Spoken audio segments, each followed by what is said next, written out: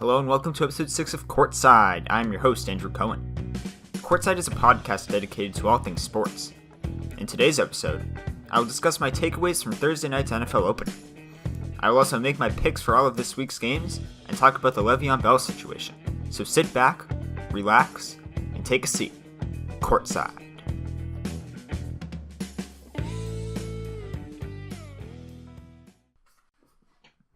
Okay, I'm just going to say right off the bat, Falcons versus Eagles, it stunk. It was a terrible game. It was delayed for about half an hour due to storms that never came. Both teams played sloppy on offense once it did start. But with that being said, there is still a lot to talk about from this game. And while I normally won't go too in depth on any specific NFL game, unless it was just, an unbelievable game of the ages game, this was the NFL opener, so I do want to get into a couple of my takeaways from the game. First of all, I'm just going to say, I'm pretty sure the refs were having a private contest to see who could throw the most penalty flags. I mean, if you don't count the first downs that were caused by penalties, there were the same number of first downs as there were penalty flags thrown. 26 total first downs between the two teams, 26 total penalties. Again, that's if you don't count the penalty. That's if you don't count the penalties that gave a team a first down. For the Falcons, they had 15 penalties for 135 yards, and the Eagles had 11 penalties totaling 101 yards. That's just way too many. Way too many. Of course, some of them were warranted, right? But so many of the flags they threw just should never have been thrown in the first place. And there was one specific penalty I wanted to focus on, though. I mean, there were a ton of bad calls, but I'm not going to get into all of those. There was one specific penalty I do want to focus on, though, and that was a roughing the passer penalty. And it's just, it's confusing everybody. It's angering all the fans around the NFL, especially Falcons fans. Because they're going to feel like they got kind of screwed on this call. Now, if you haven't seen the play already, I would suggest watching it yourself because, I'm going to try my best to kind of describe the play, but I'm not going to do as good of a job as if you just go ahead and watch, a video of it. Basically, late in the second quarter, the Eagles backed up close to their goal line. Falcons defensive tackle Grady Jarrett makes an attempt to sack Nick Foles and as he is throwing the ball. And just after the ball is released from Foles' hand, Jarrett hits Foles. Foles falls to the ground with Jarrett on top of him. Jarrett gets up and starts walking away. It seems like a normal run-of-the-mill play until the refs throw the flag. And you just have no idea what it is. You're thinking, holding, offsides, what is it? And they call a 15-yard penalty on Jarrett for roughing the passer. And just to be clear, this is not the ref's fault. Jarrett was actually penalized based on a new rule implemented for this season. I don't really want to read part of it, but I do kind of want to talk about it specifically. Basically, according to this new rule, a rushing defender is not allowed to, quote, stuff a passer into the ground. And they're not allowed to fall on top of him with all of their body weight. So basically, what the rule is asking from a pass rusher is to levitate above the quarterback after they try to sack him to the ground. How does this rule get passed? Especially with all the little dump offs that quarterbacks get away with as they're coming down to the ground when they're almost being sacked. How does this rule get passed? What is the pass rusher supposed to do in this situation? They can't do anything. They're going to get called for roughing the passer so many times. And I haven't really talked about the helmet rule yet and how much I dislike it, which, by the way, 0 helmet rule calls in this opening game. Great. Awesome. But, right, and this is kind of my feeling about these rules is if it, right, because these are the two new rules that I think are going to you're going to really see have a negative impact on the game this year. If there's a game where it's the late moments, fourth quarter, a few minutes left, one possession game, and there's a call like that and it affects the outcome of the game, fans and everyone's going to be furious. No one will be happy. So the fact that almost every time this happens, the opposing team's going to get 15 free yards in a first down, and the fact that this rule was just actually put into the rule book is unbelievable to me. So I really hope this doesn't affect the outcome of any game, and it didn't affect the outcome of this one. But boy, again, there will be a riot outside of the NFL offices if a game is decided by this rule or the helmet rule. Now, the other main takeaway I have from this game is we still don't really know what it catches. For the most part, I would say. And once again, this is another specific play, so I'm going to do my best to describe it. I would suggest, however, you go and watch a video of the play. But early in the second half, Matt Ryan throws a deep ball to Julio Jones down the field after he beats Jalen Mills on just a great double move. He's wide open. Julio, he tries to make it, a over-the-head Willie Mays style grab, and it looks like he almost makes the catch, at first.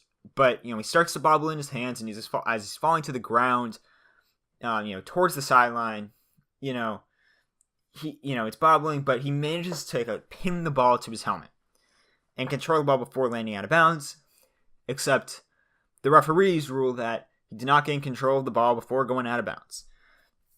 So Dan Quinn throws the challenge flag like I believed he should, and the refs review it, and they uphold the call on the field of an incomplete pass. So I will admit, it was a close, questionable play.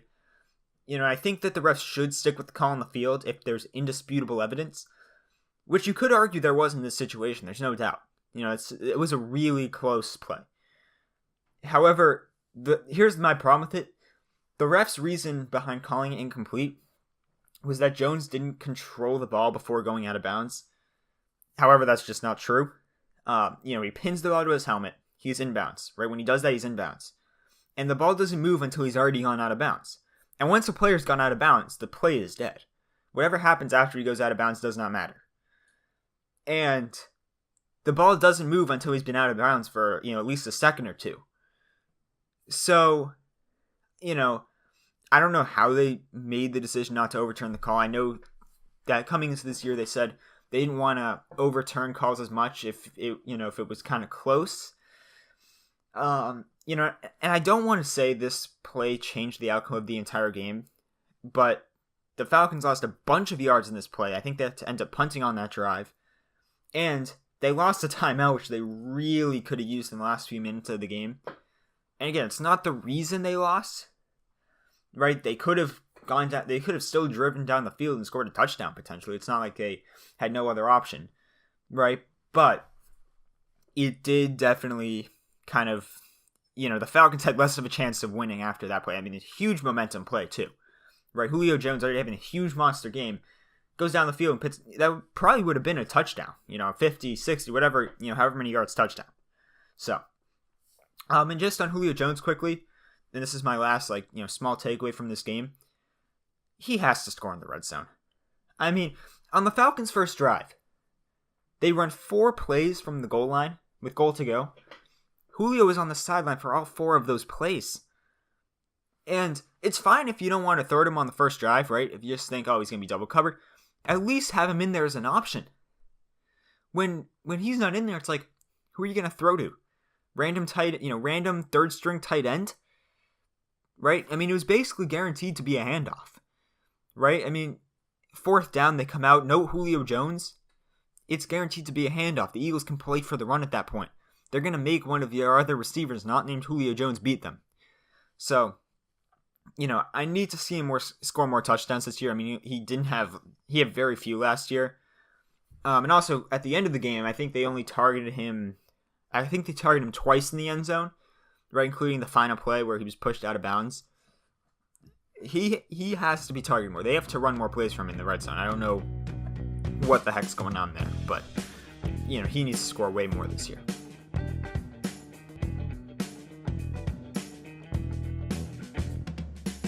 Okay, let's move on to the remainder of this week's games. And what I'm going to do is go over every game from this week, as well as next Thursday's game, since there won't be another Courtside podcast episode until after then. And in every matchup, what I'm going to do is I'll speak on it very briefly. And then I'll just give you my pick on who's going to win the game. And I would go more in depth, but I just did an entire episode previewing the NFL season and giving you my thoughts on every single team. So I would suggest listening to that because I think you'll gain a little bit of insight as to how I'm making these picks and why I like a certain team or why I dislike a certain team for this season.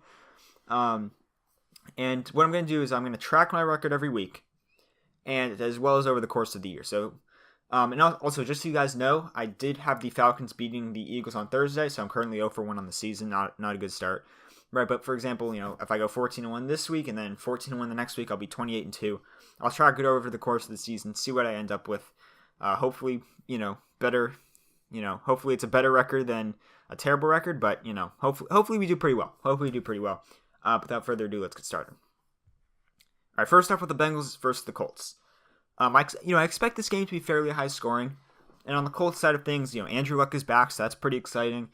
Marlon Mack is out. But I really actually like Jordan Wilkins, running back Jordan Wilkins, more than I like Mack anyways.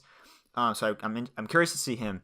But I think that the team that's going to win this game is going to be the team that can, get a big stop late in the game, because I think it's going to be, it's going to be high scoring. And I think the Bengals are more likely to do that. So the Bengals will win. For the Bills versus Ravens, and once again, I mentioned this in my season preview, Nathan Peterman is the worst quarterback, I think, taking the field week 1. Worst quarterback. The Ravens defense is going to play him tough. The Bills are going to have trouble moving the ball down the field. The Ravens are just a much better team. Ravens win this one. All right, Bucs versus Saints. This one's easy to pick. The Saints are way better than the Buccaneers at basically every position except for, maybe linebacker, but either way, the Saints are going to win this one convincingly at home this week against the Bucs. All right, Texans versus Patriots. This one's an interesting game. I mean, this could be the game of the week. Both these teams have a lot of talent. A great quarterback, solid coaching staff.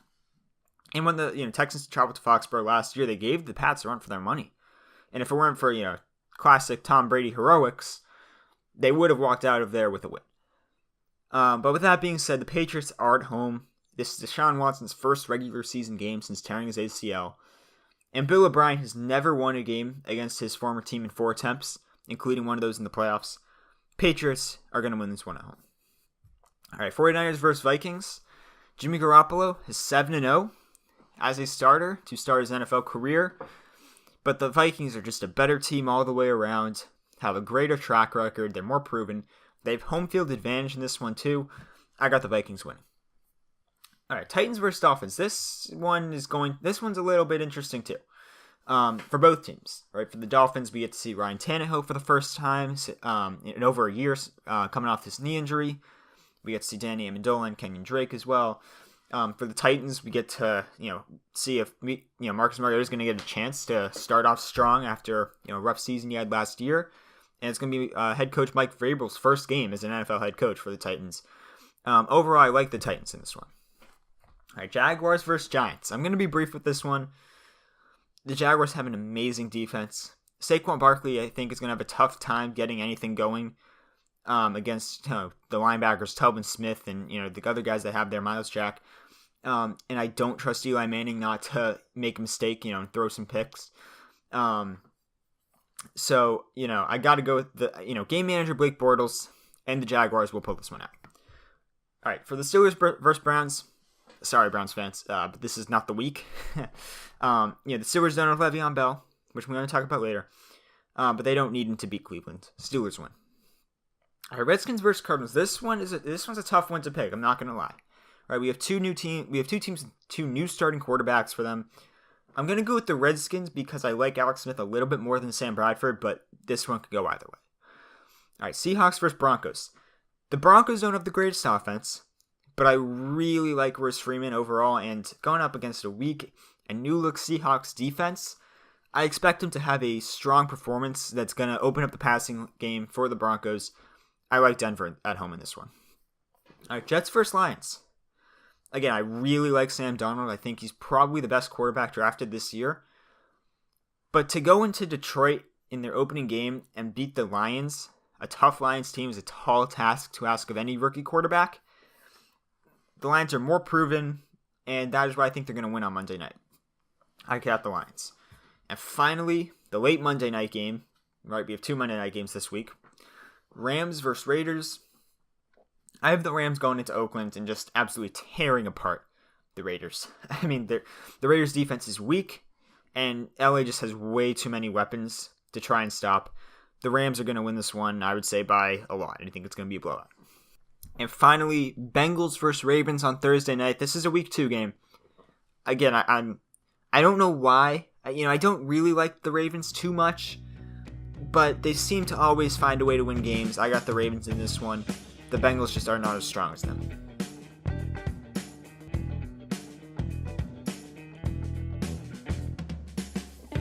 The final thing I want to talk about in this episode of Courtside is the LeVeon Bell holdout situation. And listen, I am all for players holding out and trying to get their money, especially in the case of LeVeon Bell, where reports said the Steelers only offered him a signing bonus worth $10 million. $10 million guaranteed, actually, so only $10 million guaranteed in the entire contract. They could decide to release him after this year and save about $4.5 million. So, of course, it doesn't make sense for him to sign that deal. For comparison, LaShawn McCoy, running back that's just not as good, got a signing bonus worth $18 million. That's almost twice the amount that Bell was getting. And the 49ers gave Jerick McKinnon a running back that's, I liked heading into the season. Obviously, knee injury, torn ACL out for the year, but the 49ers gave him $11.7 million guaranteed in his signing bonus before this season. So, right, I don't have a problem with him holding out. I do think holding out for an entire half a season plus is a bad move, though. But hey, if he wants to do it in order to stay healthy, I don't have a problem. But I wouldn't be shocked if other teams don't want to back up the Brinks truck for a guy that only appeared in at most half a season and just doesn't seem like a team player. And yeah, again, guys should try to get the most money they can, but it is a bad look. Especially, only played, at most half a season. And if he doesn't play his best football, he's not going to get a huge contract, but I still don't have a problem with him holding out. What I do have a problem with, however, is what various Steelers players have said publicly to the media about Bell's holdout. They're calling him out for trying to get his money. And, my philosophy, and, this is a pretty common belief, and, I've heard this from a bunch of former athletes over the course of, a few years here. And that philosophy is that a team should never let money enter the locker room. It's almost always going to tear a team apart. It's, the Steelers have been falling apart for years. In this situation, it's not going to bring the team closer together all of a sudden. It's just going to make things worse. Tomlin's control over the locker room is just, it's gone. It's gone. And, it's easy for someone like Ben Roethlisberger to call out Le'Veon Bell. Big Ben's gotten paid, right? He's gotten the money over the course of his career. He still gets paid now, too, right? Franchise quarterbacks get paid. Marquise Pouncey, their center, very good center. Not the best center in the NFL, but a very, very solid center. And he gets paid like he should. I just don't think he has any right to talk. And Ramon Foster, decent left guard, and, he could probably make a little bit more money. But at 32 years old, he's getting paid a good amount for what he brings to the table.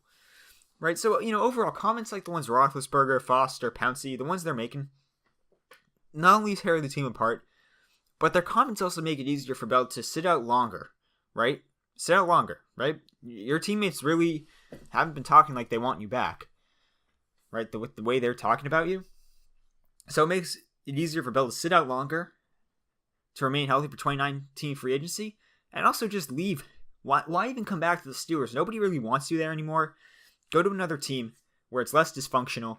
You're going to get paid, and you can still play at a high level, and hopefully compete for a Super Bowl. Thank you guys so much for tuning into this edition of Courtside. Join me next time where I will give some of my takeaways on specific games and players from Week 1, as well as make my picks for the Week 2 NFL games. Signing off, this is Andrew Cohen. I will see you next time.